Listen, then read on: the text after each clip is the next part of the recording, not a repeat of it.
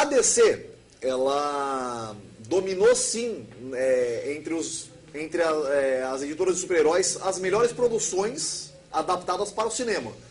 Mas foi ela que nos quadrinhos deu a receita de bolo que foi seguida por todas as editoras que quiseram mexer com o gênero super-heróis. Vamos soltar nossa matéria aí sobre os quadrinhos da DC Comics. Roda lá. A DC Comics é a mais tradicional das grandes editoras de quadrinhos dos Estados Unidos. Surgiu nos anos 30 com o nome de National Comics, adotando posteriormente a sigla DC, como referência a seu título de sucesso Detective Comics. No 6º número da revista, Joel Shuster e Jerry Siegel fazem sua estreia profissional. Foram esses dois os criadores do maior ícone da cultura pop mundial. Antes publicado pela Action Comics, o Super-Homem foi o personagem que introduziu o conceito de herói superpoderoso dos quadrinhos.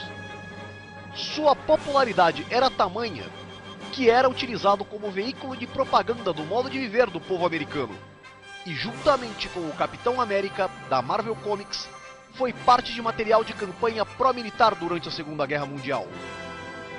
Apenas um ano depois da criação do Homem de Aço, surge um herói totalmente diferente, que se utilizava da inteligência de suas habilidades, além de muita grana, para combater seus inimigos. Considerado o maior detetive do mundo, que justificava o nome da revista. Ao contrário do Super-Homem, o caráter de Batman beirava a psicose. Com isso, a DC Comics criou a receita de bolo, que seria seguida por todas as editoras de quadrinhos que quisessem publicar o gênero dos super-heróis. O terceiro personagem da DC a inovar dessa forma foi a Mulher Maravilha. Ao contrário de outras super-heroínas, que nada mais eram além de versões femininas dos heróis masculinos, Mulher Maravilha era original, tinha atributos próprios. Uma tentativa de atrair o público feminino para as HQs. A partir dos anos 60, por influência de sua concorrente, a Marvel Comics, os heróis da DC, antes totalmente à parte da humanidade, passaram a enfrentar problemas similares aos de seus leitores. Enfrentavam dificuldades corriqueiras para lidarem com eles. Outro conceito elaborado pela DC Comics foi o parceiro mirim. Robin foi o primeiro sidekick de sucesso e foi utilizado para quebrar o clima sombrio das HQs do Batman. Estratégia que não funcionou muito bem e foi mal interpretada por alguns leitores. Recentemente, a DC Comics tem apostado na nostalgia para manter cativos seus fãs, mas mais atualmente tem investido pesado nas produções épicas que foram sua marca registrada durante os anos 90. A DC Comics ela surge numa época onde as pulps dominavam, quadrinho de terror, quadrinho de faroeste, né? Acho que o Dick Tracy é dessa época aí, acredito que o Dick Tracy seja dos anos 20, né? O conceito de uniforme, o herói mascarado uniformizado já existia. É o Fantasma, o primeiro super-herói mascarado dos quadrinhos, a criação do Lee Falk, né? Um dos meus super-heróis preferidos dos quadrinhos. É o cara de colã roxo e calça listrada. Exatamente, entendeu? Sunga listrada. O que acontece? O Super-Homem, ele chega também usando um uniforme, acho que foram 2 anos depois da criação do Fantasma, também utilizando um uniforme, só que ele já tinha superpoderes, já era uma coisa, ele era aquela coisa idealizada, entendeu? Como é dito na matéria, ele refletia muito o modo de viver do povo americano, entendeu? Aquela necessidade de provar superioridade fingindo ser humilde, que o Super-Homem demonstra muito nos quadrinhos dele.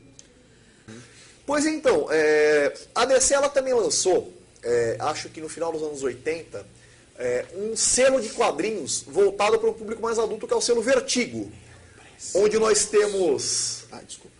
Constantine. Influência do Anel. Onde nós temos John Constantine, nós temos Sandman, nós temos Preacher, né? Na verdade, Constantine é Hellblazer. Hellblazer. O Constantine ficou o filme. Acho que para não confundir com o filme Hellraiser, né? Do Clive Barker. Pode ser. Clive Barker, acredito eu que tenha sido isso. E o selo Vertigo, ele fez muito sucesso, ele ficou estereotipado como assim, o quadrinho adulto, né? Uhum. Artistas como Neil Gaiman, Alan Moore, Garth Ennis, na minha opinião, o melhor deles, né? Ele é sinistro. Ah, ele é legal. Sinistro. Não, tô falando que ele não é legal, tô falando que é sinistro. E trabalhou durante muito tempo para esse selo da Vertigo. Né? Ah, por sinal, Alan Moore fez isso aqui. Alan Moore também, escritor de Piada Mortal. O Frank Miller já escreveu para a Vertigo? Agora não vou saber te responder. Não vou saber Acho que também. sim, se eu não me engano, sim. Se eu não me engano, já escreveu assim. Não vou saber também. E a DC também, ela começa com essa coisa de quadrinhos adultos, entendeu? Foi o Watchmen, que é uma coisa à parte do universo DC Comics, né? Ótimo, por sinal. Entendeu? E depois é lançado o Cavaleiro das Trevas, o gibi, não confundir com o filme, né? Que contam a história do Batman sobre uma outra perspectiva, né? Sobre a perspectiva aposentado. Exatamente, ele em fim de carreira, retomando a carreira de vigilante, né? E foi considerado o quadrinho mais importante de todo o universo do Batman. E realmente é muito legal, muito legal. Eu acho que das coisas importantes que foram lançadas para o Batman, acho que são Cavaleiro das Trevas, A Piada Mortal. Piada Mortal, E ano 1. Batman Animated Series, já adentrando o universo da televisão. E ano 1. E ano 1, e também a série dos anos 60 era legal pra caramba, vamos falar a O verdade. Né? Batman! É verdade, vai. Não é nada engraçado, é divertido. Aquele viadinho de... Era uma sátira, né? O Batman dos anos 60 era uma sátira, mas era divertido. Barrigudo. O Batman era lá o Adam West barrigudo, o Robin com aquela calça de funkeiro enfiado na bunda, entendeu? Meu Deus! E por aí vai. Não, e o Coringa tinha bigode. E o Era Coringa pintado tinha de branco. bigode e ele não fazia que o Jorge Romero não, desculpem, Jorge Romero é o criador do Zumbis. O César Romero, que era o Coringa, ele não fazia questão de aparar o bigode de Hitler que ele tinha. Ele pintava por cima. E aí ficava aquela coisa... Pintava por mas era um seriado legal, era divertido. Eu gostava do seriado do Inclusive, Batman. ele é o melhor Coringa que já fizeram em adaptações de Batman.